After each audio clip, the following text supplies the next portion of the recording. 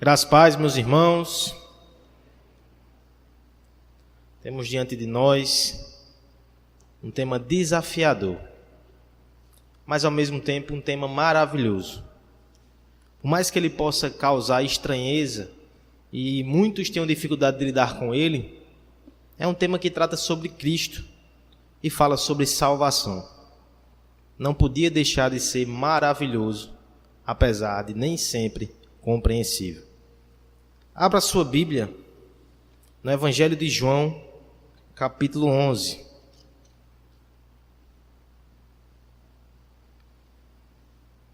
João sempre é um bom aliado quando nós precisamos pensar nas doutrinas da graça. João, capítulo 11, a partir do versículo 49.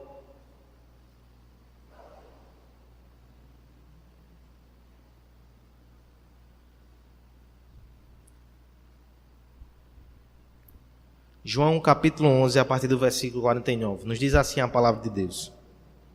Um deles, porém, chamado Caifás, sumo sacerdote naquele ano, disse-lhes: Vós nada sabeis, nem considerais que é melhor para vós que morra um só homem pelo povo, e que não pereça a nação toda?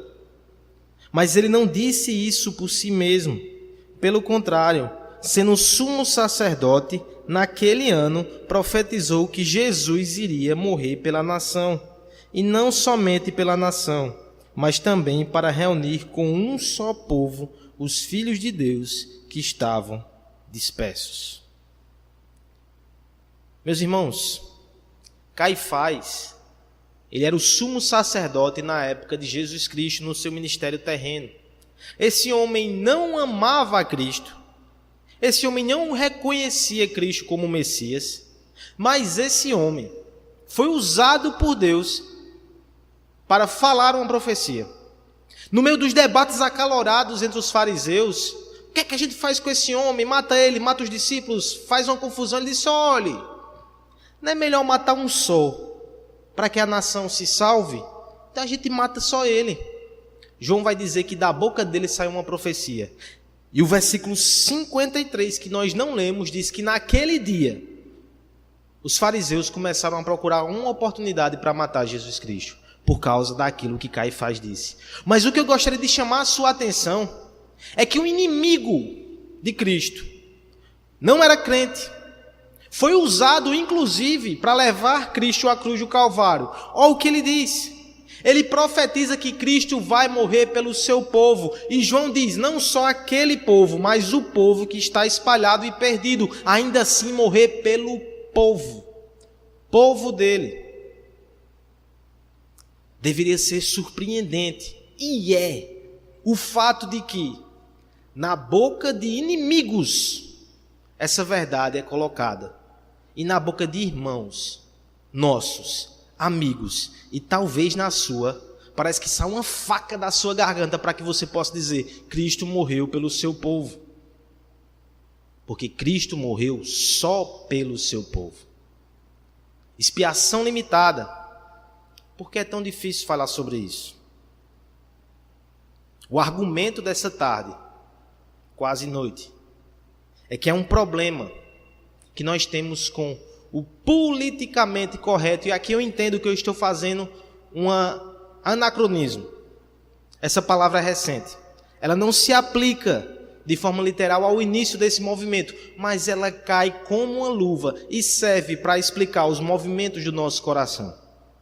Analisando o nosso tempo, analisando o nosso coração, analisando as Escrituras, analisando a cruz e a expiação, que possamos sair daqui fortalecidos nas nossas convicções ou então confrontados nas nossas ilusões, mas acima de tudo, que saiamos daqui entusiasmados nas nossas paixões pela glória de Cristo. Amém? Vamos orar? Pai, mais uma vez nós queremos te pedir, Senhor, que nos ajude a ter humildade diante da Tua palavra. E nos ajude a curvar a nossa mente, as nossas afeições, o nosso coração e todo o nosso ser diante de Ti, Pai. Nos revela, Pai. Nos revela a Tua vontade, nos revela o desígnio e o propósito de Cristo. Nos revela, Pai, a obra dele na cruz e nos ajuda a discernir o nosso tempo para a tua glória e para a nossa alegria. Em nome de Jesus. Amém. Primeiro slide, primeira coisa, introdução. Bandeira do Canadá. Por que nós começamos falando sobre o Canadá? Primeiro, porque esse é um dos países que hoje melhor representa essa concepção política de politicamente correto, ao ponto do hino nacional recentemente ter sido alterado. E qual foi a parte do hino que foi alterada por uma maioria esmagadora no Congresso daquele país, sob aplausos, incentivos e projeto do presidente? Há um trecho desse hino que diz: verdadeiro amor patriota em nossos filhos comanda. A alteração deixou da seguinte forma: em todos nós comanda. O que se entendeu é que falar por filhos poderia excluir o gênero feminino. Poderia não ser politicamente correto isso. Ora, todos nós sabemos que quando fala-se em filhos, não necessariamente está se referindo ao gênero masculino, mas sim à totalidade das pessoas. No entanto, eles tiveram esse cuidado. O politicamente correto ele é extremamente minucioso com palavras. Ele é extremamente pretensioso. Ele pensa que vai mudar o mundo, salvar o mundo, mudando uma palavra, mudando um termo. Ele parece ser fantástico, mas ele é tão pequenininho e tão tolo. O que é o politicamente correto e quais as suas implicações para a hermenêutica? Como nós seguiremos nesse estudo hoje? 2 etapas só. Não pense que por causa disso vai ser simples, mas são 2 etapas. Primeiro, nós vamos analisar a questão de hermenêutica, interpretação. Nós vamos pensar aqui no politicamente correto e quais são as implicações dele para a interpretação da Bíblia, certo? Passaremos por questões políticas? Passaremos rapidamente. Nossa preocupação é Bíblia, como o politicamente incorreto interfere nessa interpretação. Em segundo lugar, a expiação.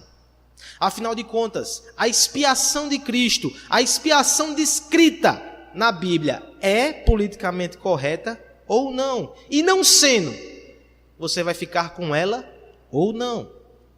Começaremos então pela questão hermenêutica. Há uma frasezinha aí que você pode ler. O objetivo da boa teologia é humilhar-nos diante do Deus Trino em sua majestade e graça. Essa sentença já deve ser cravada diante dos nossos olhos. Nós já estamos excluindo aqui objetivos que exaltam o homem em detrimento até mesmo da glória de Deus. Não, essa não é a boa teologia. A boa teologia é aquela que exalta Deus de uma forma tão grandiosa que a única coisa que nos compete é nos curvarmos em adoração. Só isso, de joelhos prostrados. Essa é a boa teologia. No entanto, existe também a má teologia. Antes de chegarmos no aspecto teológico, vamos definir o politicamente correto. Pode subir de novo. O que é o politicamente correto? Alguém deu uma definição bem interessante.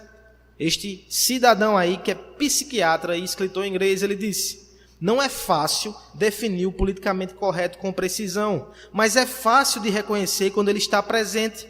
É a tentativa de reformar o pensamento, tornando algumas coisas indizíveis. Também é a obscena, para não dizer intimidadora, demonstração de virtude, concebida como adesão pública a visões corretas, isto é, progressistas, por meio de um vocabulário purificado e de sentimentos humanos abstratos. Contradizer tais sentimentos ou não usar tal vocabulário é colocar-se fora do grupo dos homens civilizados, ou deveria dizer até das pessoas.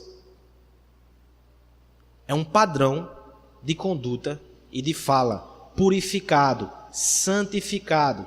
Se você está fora disso, você é incivilizado e você talvez até não seja humano. Você tem que se adequar a esse padrão linguístico. De onde surgiu isso? Muitas são as teorias. Em geral, vão se relacionar com o comunismo.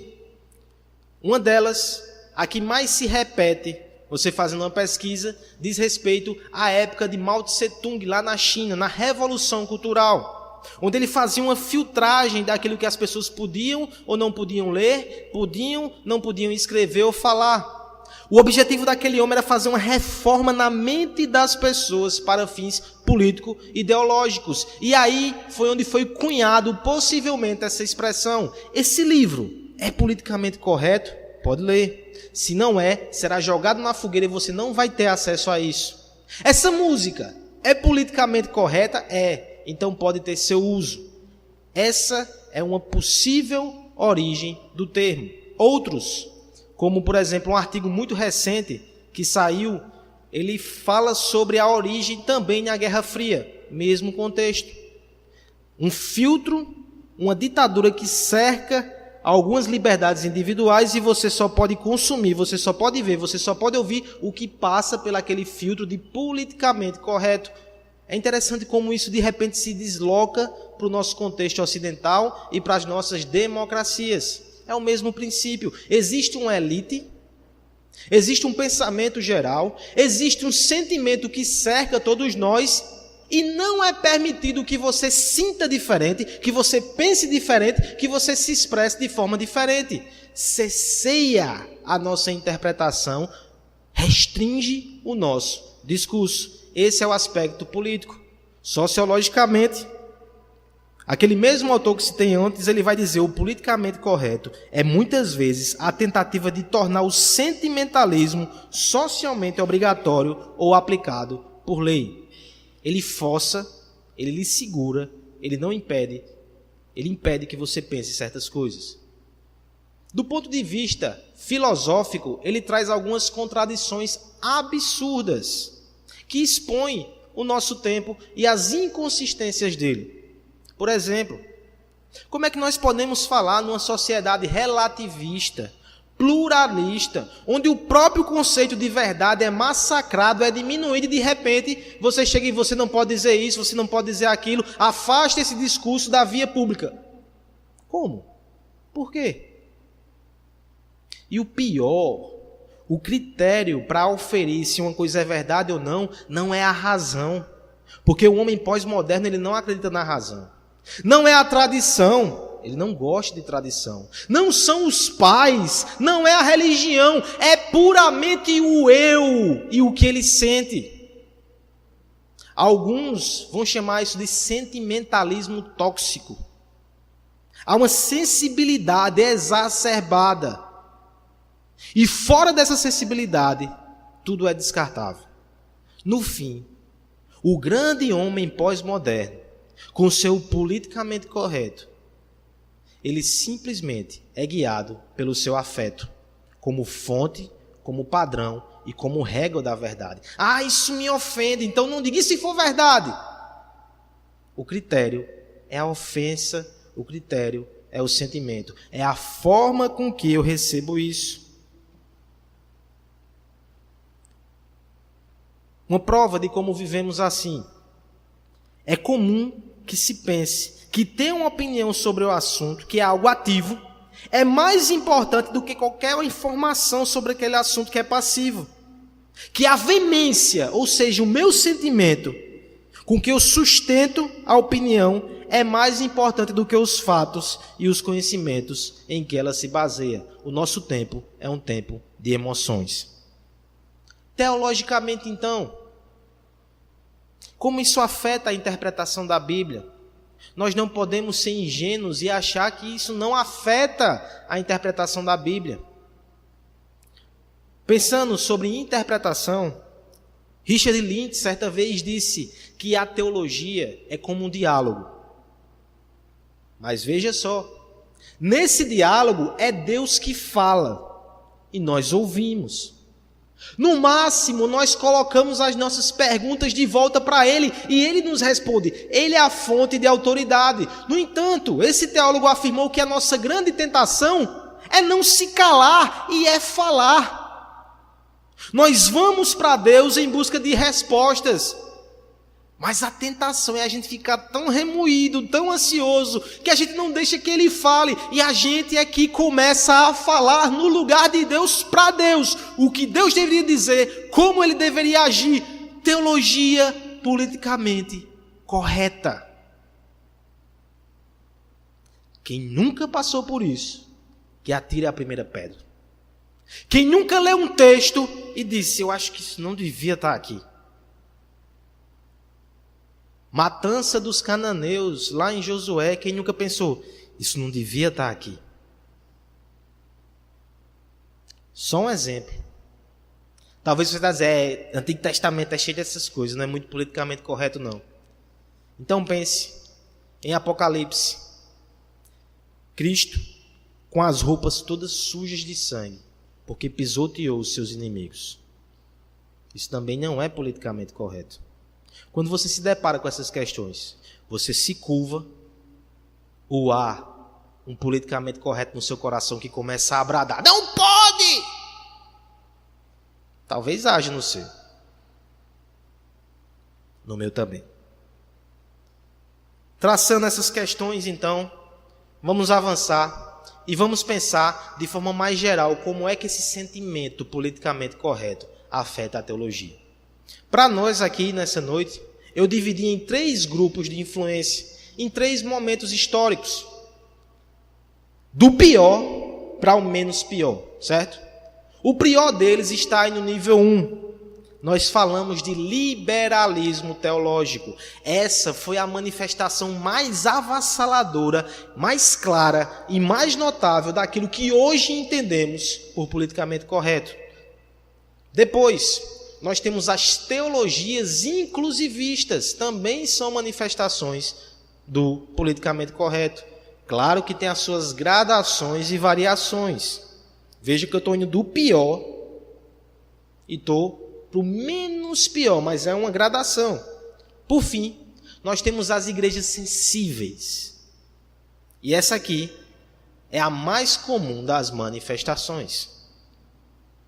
Vou fazer uma pergunta e eu quero que você guarde essa pergunta na gaveta do seu coração. No momento certo você tira. Expiação limitada.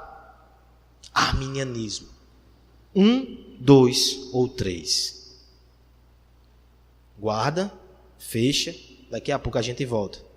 Vamos destrinchar cada um deles para lhe ajudar. Lhe adianto, eu não vou dar a resposta. Nível 1, vamos lá. Liberalismo teológico. Não vamos mexer muito nisso aqui não, porque isso aqui tem mau cheiro.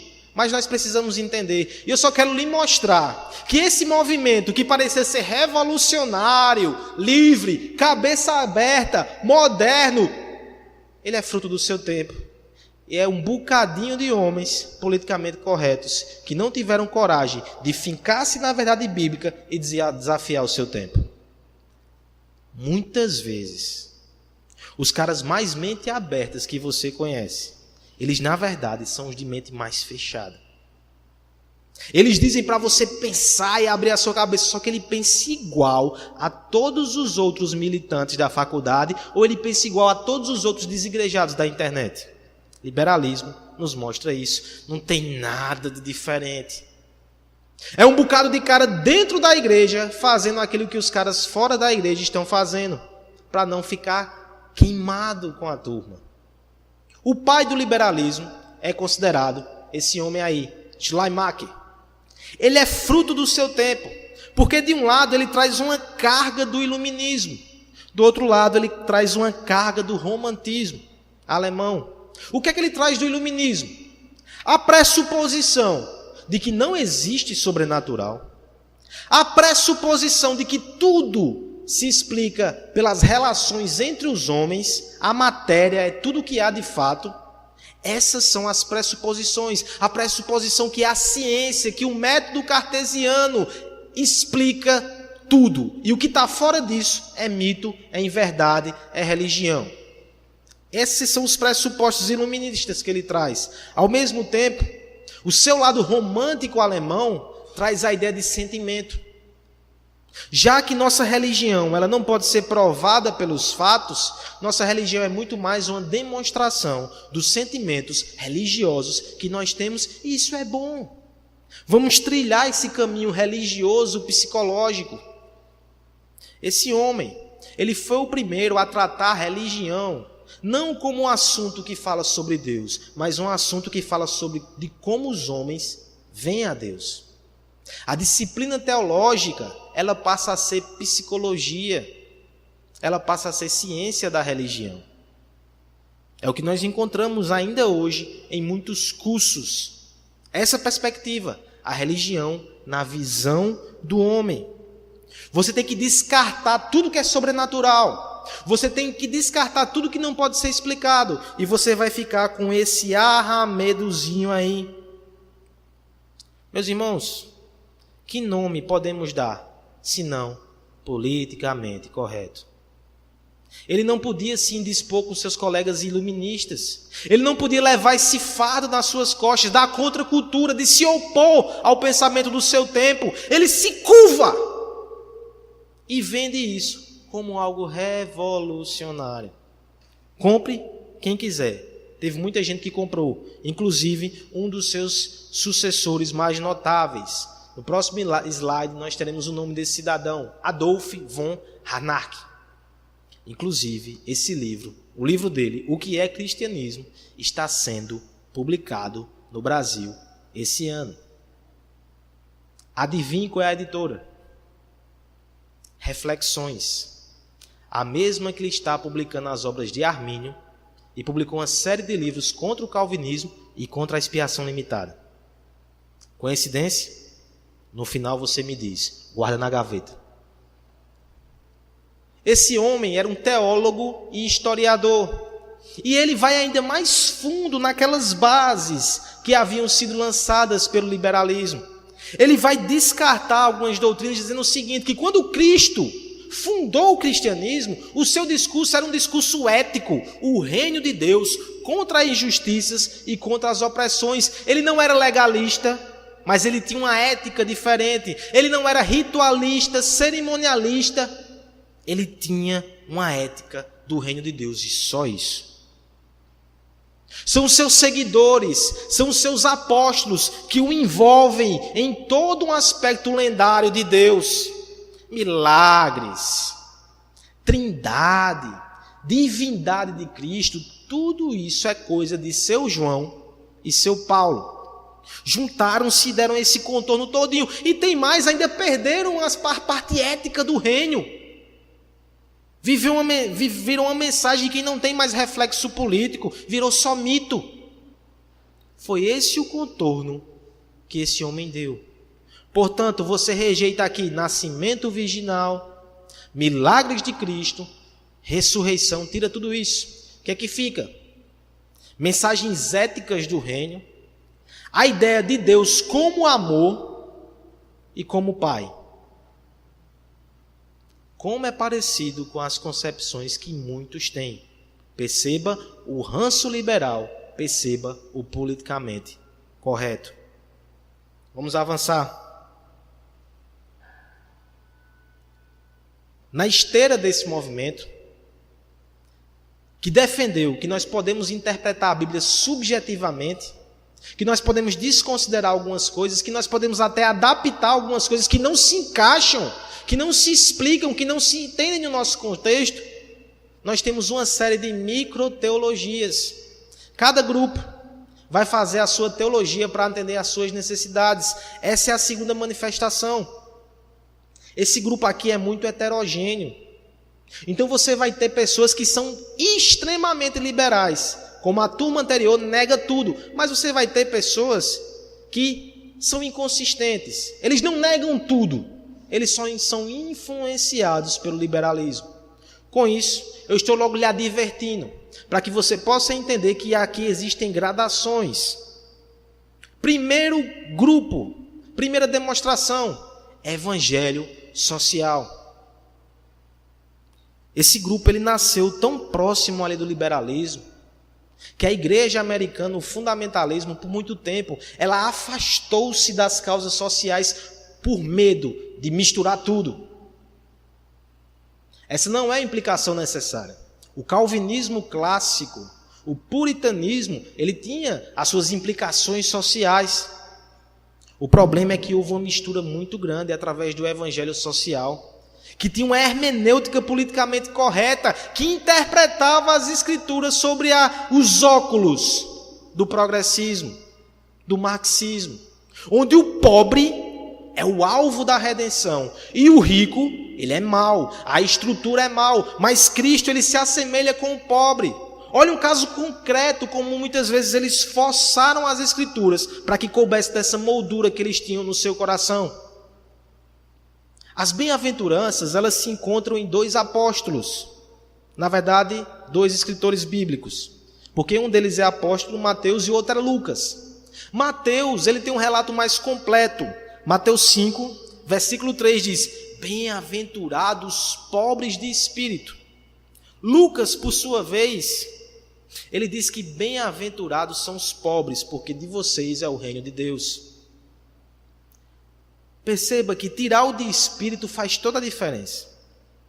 Se eu tivesse só Lucas, eu podia olhar para Lucas e pensar: rapaz, está vendo aí? Os ricos serão condenados, a salvação é só para os pobres. Mas eu tenho um Mateus, e Mateus nos explica o que Lucas estava dizendo: pobres de espírito. Você pode ser a pessoa mais pobre de Recife, mas você pode ser orgulhosa espiritualmente, e o reino dos céus não é algo para você. Você pode ser o homem mais rico dessa cidade e ser humilde de espírito, se quebrantar diante do Senhor, você será salvo.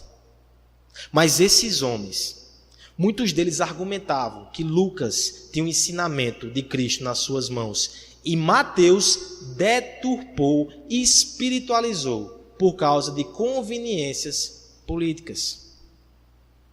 Isso é que é ser politicamente correto. O evangelho social distorce as escrituras por causa do seu grupo, do seu pensamento e da sua ideologia. Um segundo grupo que veio nessa esteira é a teologia feminista. Movimento forte que entrou no século passado na sociedade, rasgando tudo, que invadiu até mesmo a igreja. As primeiras manifestações, elas não começaram tão ofensivas.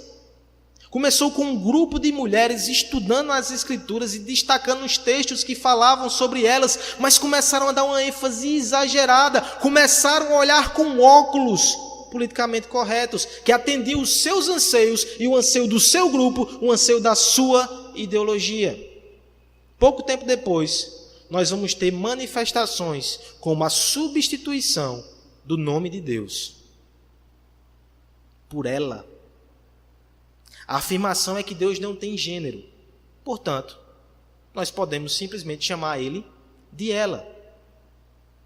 No entanto, o Deus de Israel, ele escolheu se revelar de uma forma e nós devemos nos submeter a essa revelação. Esse grupo e esse tipo de teologia, ela costuma relativizar o Antigo Testamento, retrógrado. Ela costuma relativizar Paulo. Será que você nunca ouviu alguém falando que Paulo é preconceituoso? Ele tem ideias muito preconceituosas sobre mulheres e sobre liderança. Talvez essa pessoa que disse isso, ela seja firme em todos os princípios doutrinários, mas aqui ela se deixou levar pelo canto da sereia. Por isso que eu quero que você entenda que há progressões. Há pessoas que defendem a ordenação feminina. Tudo isso é o coração cedendo espaço para o discurso aí fora. Isso não tem nada de revolucionário. Isso não tem nada de corajoso. Isso é muito covarde, porque é isso que o mundo está querendo. É simplesmente a igreja ceder. Diante da Bíblia, ela cede, porque ela não quer se indispor com o mundo. Último grupo, teologia inclusivista. Essa aí é o movimento mais recente.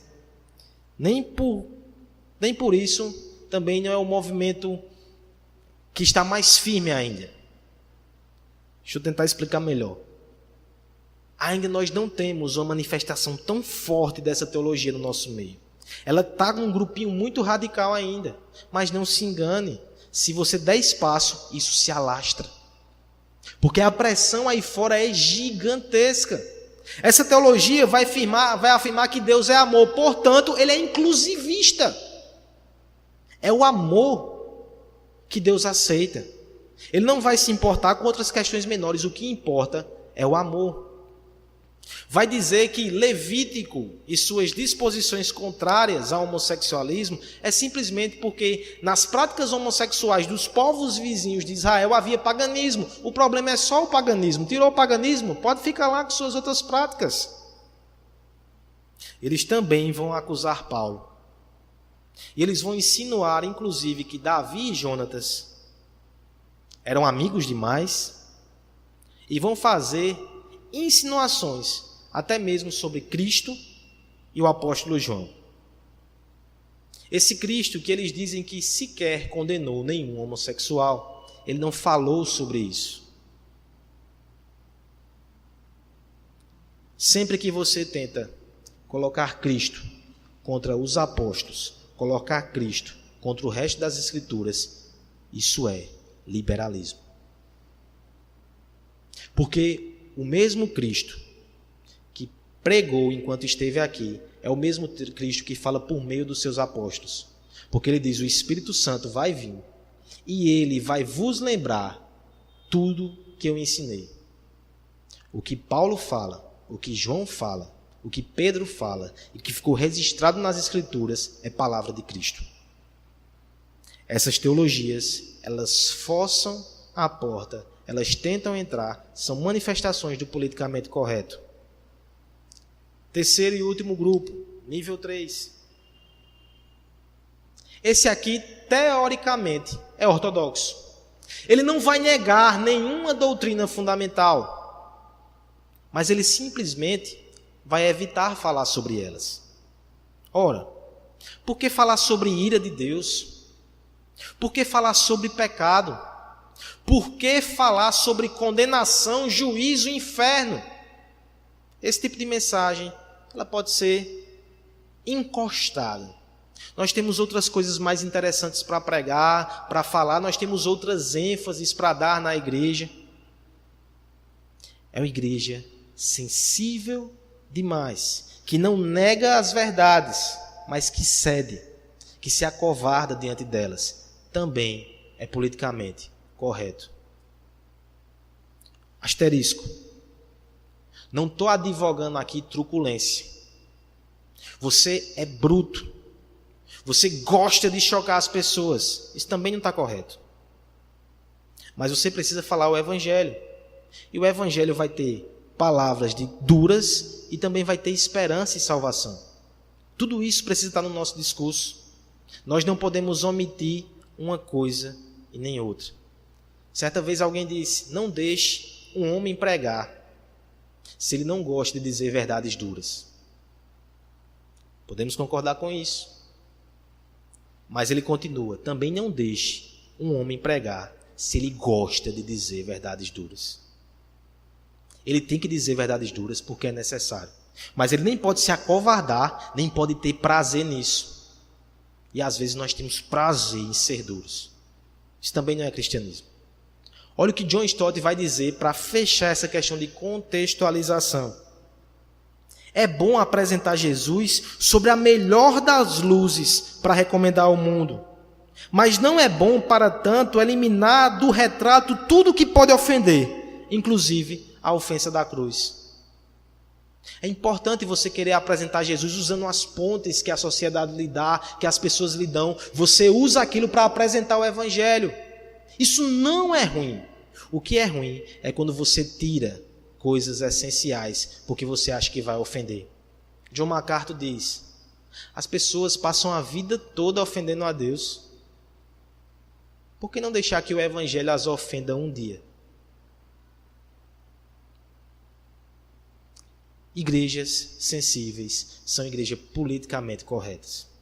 Colocando os três juntos: liberalismo, teologias inclusivistas e igrejas politicamente sensíveis. Onde encaixa-se o arminianismo e a expiação limitada? É isso que nós vamos discutir agora. Vamos falar sobre expiação. Somente a expiação limitada exalta Cristo como Salvador. A ideia de que Cristo morreu por todos os homens, mas que muitos não serão salvos, degrada a obra salvífica de Cristo. A expiação é politicamente correta ou não? Primeiramente, uma justificativa. Nós estamos aqui no terceiro ponto do calvinismo. Faz 3 meses que a gente trata sobre esses assuntos. Por que falar de politicamente correto somente agora? Primeiro lugar, esse é o ponto mais controverso do calvinismo. Você já ouviu falar em pessoas que são calvinistas de 4 pontos? Adivinhe qual é o ponto que ela quer tirar? Esse. As pessoas concordam na depravação, concordam na eleição, concordam que uma vez salvo, salvo para sempre, mas quando diz que Cristo não morreu por todos, travam. Teólogos travam. Mas só que, se você abraça as outras doutrinas, você não tem como soltar essa. Se o homem é depravado e não pode salvar-se, e se Deus é quem elege aqueles que ainda escaparão, como é que Jesus vai vir à Terra com um propósito diferente de Deus? Deus tinha uma meta, Deus tinha um alvo de salvar alguns. Cristo parece que não se comunicava muito bem com ele e disse: vou morrer por tudinho. Não faz sentido. O sangue dele vai ser derramado em vão por aqueles que o Pai não intentou salvar, nem elegeu para isso. É por isso que eu separei exatamente esse tema de politicamente correto para aqui. Porque a expiação limitada, ela representa todo o arminianismo e toda a dificuldade de lidar com as doutrinas da graça. O arminianismo como um todo tem dificuldades de aceitar essas doutrinas. Tem dificuldades porque ele bebe do politicamente correto. E para não ser injusto, existem questões históricas que mostram isso. José Roberto da Silva Constança, presbítero da EPB e professor do JMC, História da Igreja. Em um dos seus artigos na Fide Reformada, ele diz uma coisa muito interessante. Ele diz que no período que marca a virada do século XVI para o XVII, alguns teólogos começaram a atacar o calvinismo através do uso da razão. De uma maneira geral, eles reagiram à confessionalidade e à disciplina, chamando-os de dogmáticos e intolerantes. Depois do Sínodo de Dort, que rejeitou o arminianismo, essa turma se escondeu junto com os arminianos. Posteriormente, esse grupo passou a ser reconhecido como racionalistas, iluministas, pré-liberais. Porque eles ficaram juntos dos arminianos por um tempo. Porque as bases de pensamento eram tão parecidas. Quando o arminiano, ele nega algumas doutrinas, ele o faz muito mais por seus pressupostos e por seus sentimentos e por sua razão do que pela revelação. Esse é o terreno comum que os racionalistas andaram junto com eles. A questão para nós, então, é só uma. A expiação limitada é bíblica. Se ela for bíblica, nós devemos aceitar. Se ela não for, nós devemos rejeitar. E se ela for bíblica e mesmo assim eu rejeito, politicamente correto eu sou. Vamos então à expiação limitada, começando de trás para frente. Limitada. Alguns vão dizer: nossa, esse tema é terrível. Talvez a rejeição que há com essa doutrina é justamente por causa desse termo, limitada. Isso é jeito de falar sobre a obra de Cristo? Isso é jeito de falar sobre Deus? Lá é limitado Deus. A grande questão, ainda que você prefira outras nomenclaturas, por exemplo, tem gente que vai chamar de redenção particular, etc, etc, etc. A questão é que todo mundo, de alguma forma, limita a expiação. Pense no arminiano. Ele diz que Cristo morreu por todos. Mas se Cristo morreu por todos, por que todos não são salvos? Eles não são universalistas, sejamos justos com eles. Alguns vão para o inferno. Eles vão dizer que Cristo morre, mas o homem tem que fazer a sua parte. Ou seja, ele limita a expiação de Cristo no seu efeito. Olha a implicação disso. A morte de Cristo, por si só, não é suficiente para salvar ninguém. Se o homem não cooperar, inferno. Há ou não há uma limitação aqui? Por outro lado, o calvinista, ele vai dizer que aquele por quem Cristo morreu, esse terá a vida eterna, porque o preço foi pago pela vida dele. Ele não tem fé. A cruz garante que ele terá. Ele está enlameado pelo pecado. É da cruz que vem o poder para libertá-lo do pecado. Cristo morreu pelos seus eleitos e os seus eleitos serão alcançados, mas ele só morreu por eles. Limitou. O arminiano limita o efeito. O calvinista limita o propósito. Uma das ilustrações mais conhecidas é a da ponte. O calvinista, ele tem uma ponte muito estreitazinha, não dá para passar todo mundo ali, mas quem passa, atravessa o abismo e chega do outro lado. A outra ponte é larga, passa gente com força, todo mundo que quiser passa ali, vem todo mundo. Mas quando chega no meio do caminho, a ponte acaba e você cai no abismo. Ambos limitam. Quem falou sobre isso de uma forma que não pode ser negligenciada é Spurgeon. Olha só, dê uma lida aí e medite por alguns instantes. Que visão limitada você tem?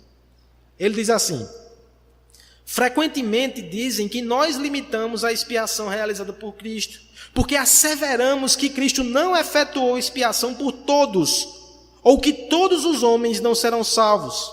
Portanto, nossa resposta a isso é: por um lado, os nossos oponentes é que limitam a expiação e não nós. Os arminianos dizem: Cristo morreu por todos os homens. Pergunto-lhes o que eles querem dizer com isso. Cristo, de fato, morreu a fim de assegurar a salvação de todos os homens? Eles respondem: claro que não. Nós lhe dirigimos a próxima pergunta: Cristo morreu para assegurar a limitação de pelo menos um homem específico vai ser salvo? Eles responderão: não. Cristo morreu ao fim de que qualquer um pudesse ser salvo se... Então, quem é que limita, afinal de contas, a morte de Cristo? Você. Por que você? Porque você afirma que Cristo não morreu para assegurar infalivelmente a salvação de qualquer pessoa. Pedimos-lhes perdão. Mas quando você afirma que nós limitamos a morte de Cristo, nós respondemos: não. É você quem o faz. Nós declaramos que Cristo morreu a fim de assegurar infalivelmente a salvação de uma multidão de pessoas que ninguém pode numerar, não apenas porque por intermédio da morte de Cristo elas possam ser salvas, mas sejam salvas, serão salvas e de maneira alguma correm risco de deixar de ser salvas. Você está satisfeito com a sua doutrina da expiação? Fique com ela. Jamais abandonaremos a nossa. Nossa salvação, ela não é limitada. O efeito da morte de Cristo, ele não é limitado. O que é limitado é o propósito. Entendendo limitada, voltemos agora para a expiação. Algumas perguntas devem pulular na nossa mente. O que Deus realmente pretendia fazer ao enviar o seu Filho? Salvar ou possibilitar a salvação? Abrir uma porta ou pegar você que está morto e jogar você por essa porta? O que é que Cristo pretendia? Atirar para ver se acerta algum ou pegar os seus e levá-los para o reino de Deus? A morte de Cristo salvou realmente alguém? Ela foi propiciação de verdade? Ela foi expiação efetiva ou ela foi mera possibilidade? Será que ele se arriscou tanto assim ao ponto de talvez todos rejeitarem? E foi de graça. O que é que Cristo veio fazer? 3 opções. Primeiro, a morte de Cristo foi efetiva e salva. Ele morreu por todos os homens. Todos os homens serão salvos. Heresia. Segundo, a morte de Cristo foi efetiva e real. Ele fez propiciação, ele fez expiação, ele salvou, mas não todos, somente os eleitos. Calvinismo. Terceira opção, a morte de Cristo não foi eficaz para salvar por si só. Ele não fez real expiação, ele fez uma expiação hipotética e condicional. Não salvou um homem sequer, mas pode salvar todos os homens do mundo. Arminianismo. Colocado dessa forma, nós podemos entender como é perigoso as implicações disso. Por isso que aquele autor que citamos no começo diz, você diminui a obra de Cristo. Alguns termos bíblicos para nos ajudar com isso. Nós precisamos entender os termos bíblicos para entender o que Cristo fez na cruz. Talvez esse seja o grande problema. Muitas vezes nós não entendemos o que aconteceu ali. Termos bíblicos, pelo menos 4. Redenção. Redenção, no contexto greco-romano, é uma transação comercial. Você está endividado, você vira escravo e alguém paga o preço e lhe leva. Essa palavra ela vai ser mencionada diversas vezes para explicar o que Cristo fez por nós. Paulo vai dizer que nós somos redimidos por Cristo, vivamos então como propriedade dele, nós somos comprados. Paulo vai dizer lá em Atos 20 aos presbíteros, cuidem da igreja, porque Cristo comprou ela com o seu próprio sangue. Lá em Apocalipse vai ser dito que o Cordeiro comprou povos de todas as raças, tribos, línguas e nações. Comprou! Se alguém que Cristo redimiu na cruz e que não foi entregue a ele nos últimos dias, isso só tem um nome: calote. Se ele morreu por essa pessoa vai estar com ele. Logo, se essa pessoa não está com ele, adivinha o que aconteceu? Isso, ele não morreu por ela. Redenção. Segunda palavra, propiciação. Vocês estão conseguindo ler? É isso mesmo? Propiciação significa desviar a ira. Propiciação é um termo legal, é um termo jurídico. Propiciação nos lembra que a ira de Deus está colocada sobre o pecador. E é um juízo de Deus que está direcionado a ele. Na cruz, Cristo fez propiciação. Na cruz, Cristo direcionou a ira do pecador para si. Ele absolveu a pena e a condenação que era nossa. Ele se fez pecado para que nós fôssemos feitos justiça. Quando a Escritura fala sobre isso, ela fala como uma obra definitiva e não hipotética. De modo que, se Cristo morreu por todos e fez propiciação por todos, e um só foi para o inferno, Deus cometeu uma injustiça ao cobrar 2 vezes a mesma pena. Se Cristo fez propiciação na cruz, aqueles por quem ele morreu já não tem mais nenhuma condenação. Redenção, propiciação, reconciliação. Há um aspecto relacional. Nós estávamos longe, distantes de Deus, inimigos de Deus, por natureza filhos da ira, Efésios capítulo 2. Mas o Filho de Deus nos reconciliou com Ele. Romanos 5,10. Se quando éramos inimigos fomos reconciliados com Ele mediante a morte do seu Filho, quanto mais agora, tendo sido reconciliados, seremos salvos por sua vida. A reconciliação foi feita na cruz. Na cruz, Cristo levou sobre si a inimizade. Na cruz, Cristo nos levou de volta para Deus. Portanto, se Cristo morreu por todos, não há nenhum inimigo mais, porque Ele reconciliou. E se Deus trata alguém como inimigo, nós estamos dizendo que Ele é instável, mutável e não confiável. Se Cristo morreu por você, você faz parte da família de Deus. Isso é irrevogável, isso é imutável. Se você diz que Cristo morreu por todos, você está dizendo que todos são da família de Deus. Mas o próprio Cristo, enquanto esteve em terra, no seu ministério terreno, ele olhou para os fariseus e disse: vocês são filhos do maligno. Quem está certo, você ou Cristo? Redenção, propiciação, reconciliação e expiação em si.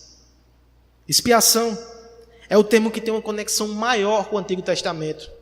Você tem que pensar na figura do sacerdote. Expiação parece com reconciliação, mas envolve sangue. É uma amizade que tem que ser refeita através do sacrifício de sangue. O povo pecava. O sacerdote entrava no Santo dos Santos.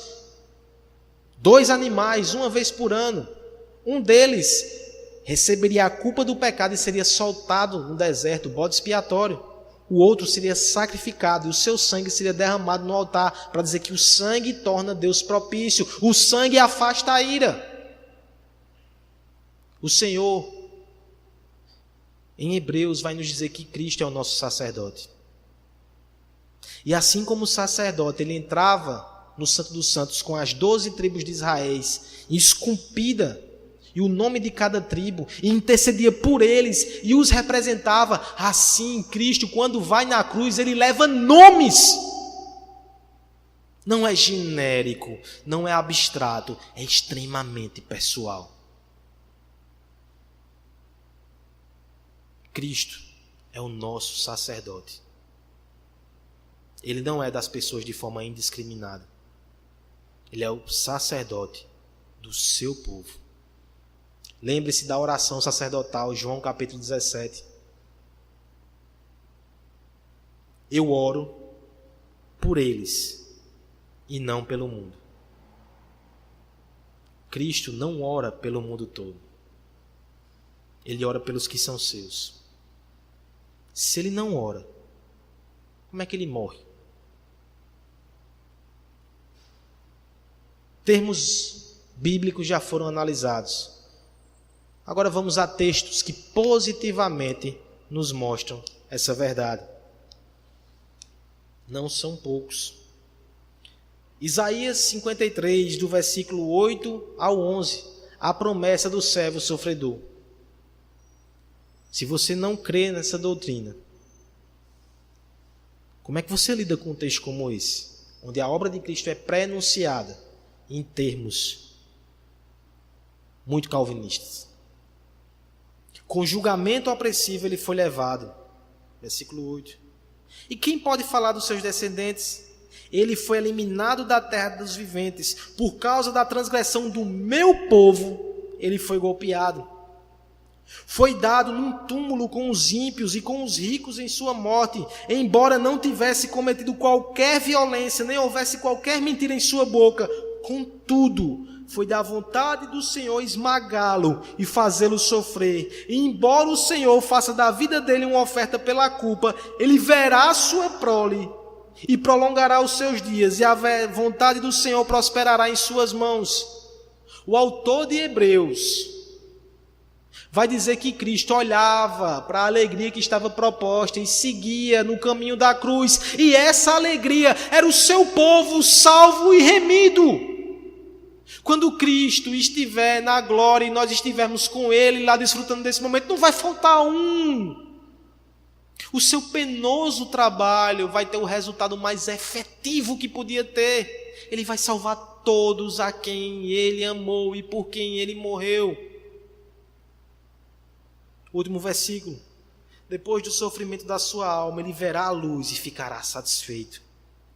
Pelo seu conhecimento, meu servo justo justificará a muitos e levará a iniquidade deles. Esse testemunho ele é confirmado no Novo Testamento. Mateus 1:21 vai dizer, o anjo vai dizer a Maria, dará a luz a um filho e você dará o nome, na verdade isso é José, você dará o nome de Jesus, porque ele salvará o seu povo dos seus pecados. Por quem Cristo morreu? Pelo seu povo. Mateus 20:28, ele mesmo diz isso. O Filho do Homem não veio para ser servido, mas para servir e dar a sua vida em resgate de muitos. O bom pastor é aquele que dá a sua vida pelas ovelhas. João 10:11. Lembre da profecia de Caifás. Lembre, por exemplo, de Efésios 5, 25. Olha que implicação interessante da expiação limitada. O apóstolo vai dizer: maridos, amem suas mulheres, assim como Cristo amou a igreja e se entregou a si mesmo por ela. Cristo tem uma noiva. Cristo se sacrifica por essa noiva. Cristo não morreu por todas as mulheres do mundo. Ele era fiel. Ele morreu por sua igreja.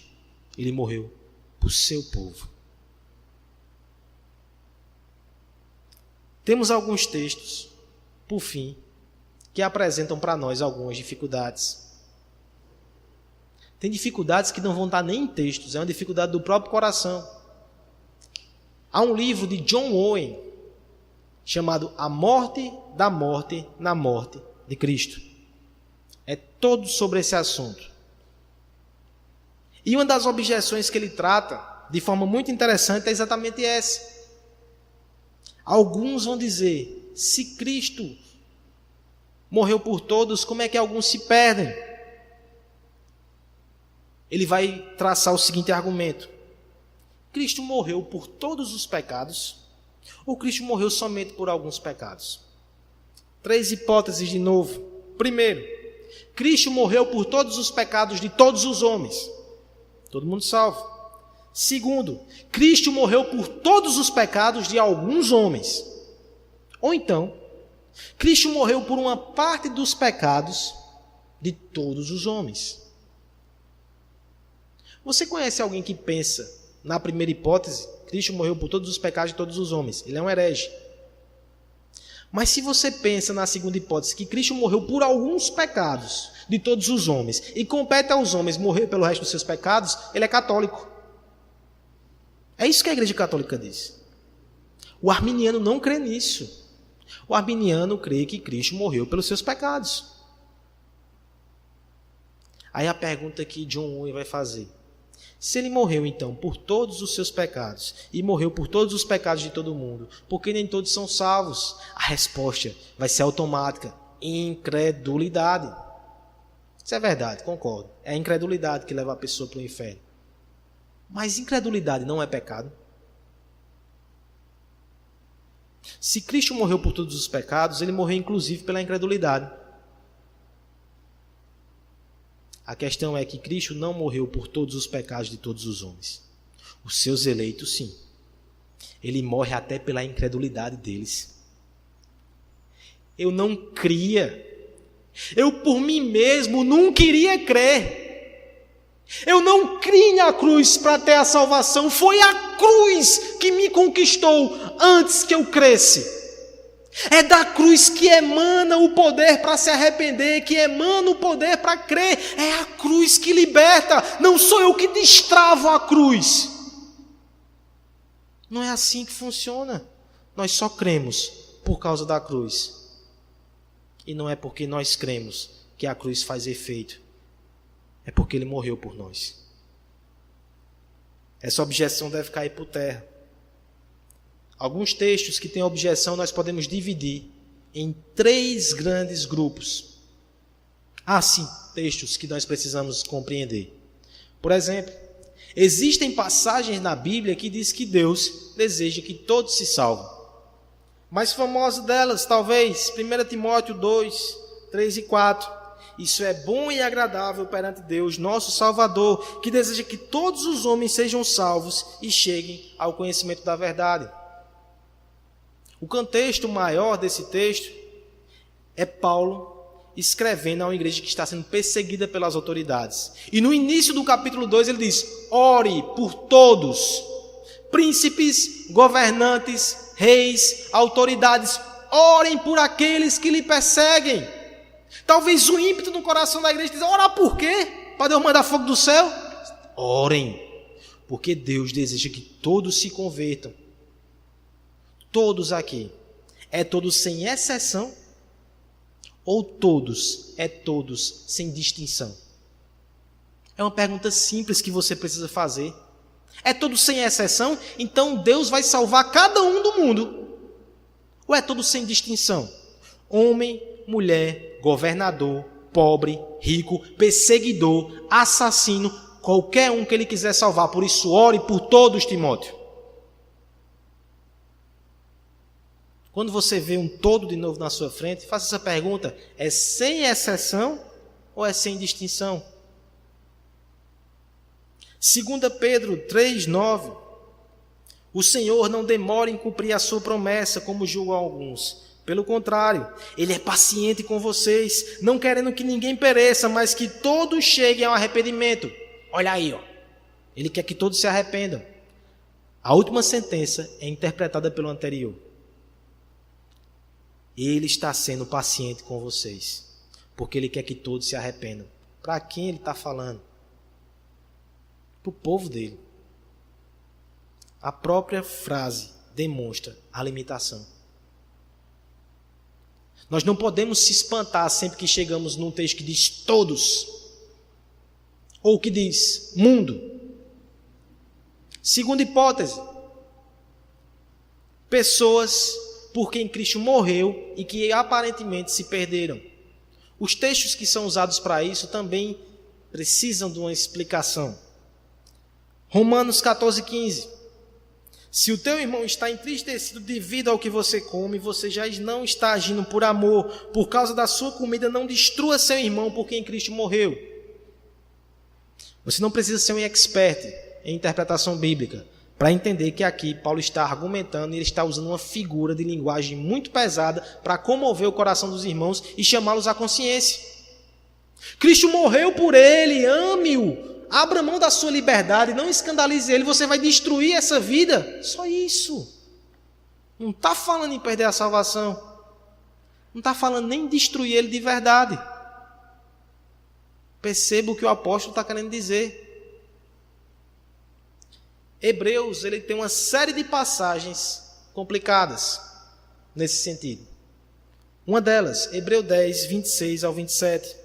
Se continuamos a pecar deliberadamente depois que recebemos o conhecimento da verdade, já não resta sacrifício pelo pecado. Então somente uma terrível expectativa de juízo e um fogo intenso que consumirá os inimigos de Deus. Eita, que texto complicado. Não. Pense no contexto geral da carta de Paulo, aos Hebreus. Ele está escrevendo para um grupo de judeus que se converteu ou estão seguindo a Cristo, e pouco a pouco, por pressões, eles estão voltando ao judaísmo. E Paulo está argumentando o tempo todo: não voltem. Entenda que ele não está sondando o coração de um por um ali, não. Ele está mandando uma mensagem geral. Ali tem crentes eleitos que não vão voltar. Ali tem pessoas que não se converteram ainda, mas que estão seguindo aquela religião. E ele fala enfaticamente para esses. Hebreus 6... nós iremos abordar ele no final do ano, porque fala sobre perseverança, mas diz de pessoas que experimentaram dons celestiais e depois apostataram.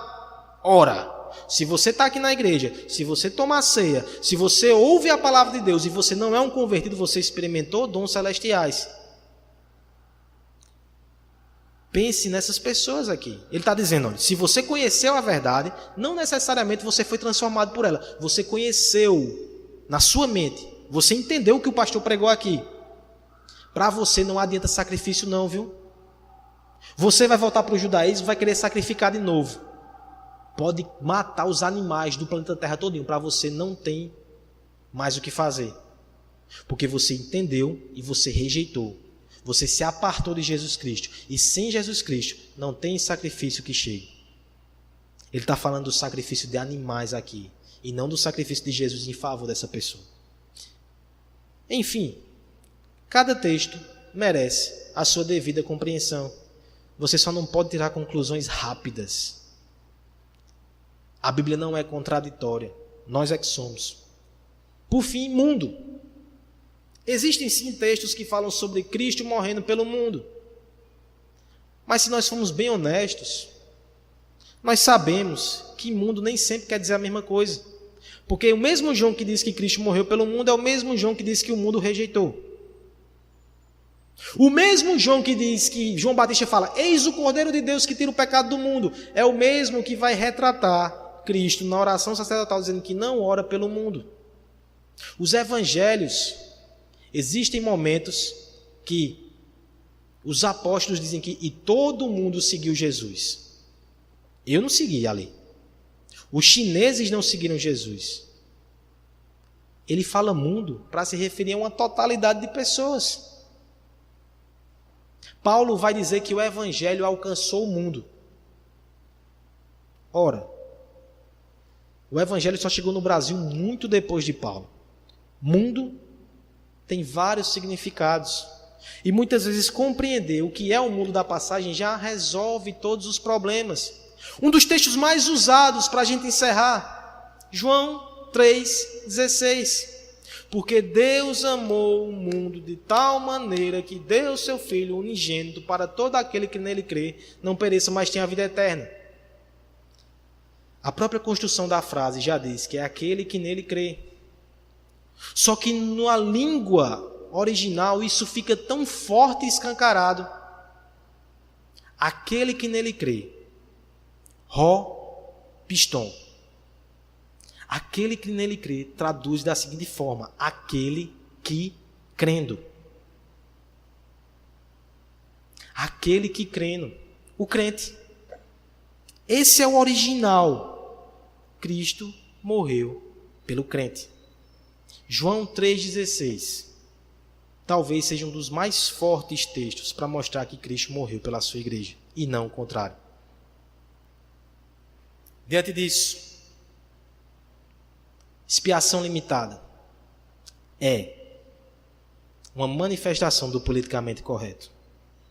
Qual dos 3 níveis? Eu não chegaria a dizer que é liberalismo. Não faria isso com os irmãos. Se é uma teologia contemporânea que cede algumas coisas, precisamos pensar nisso.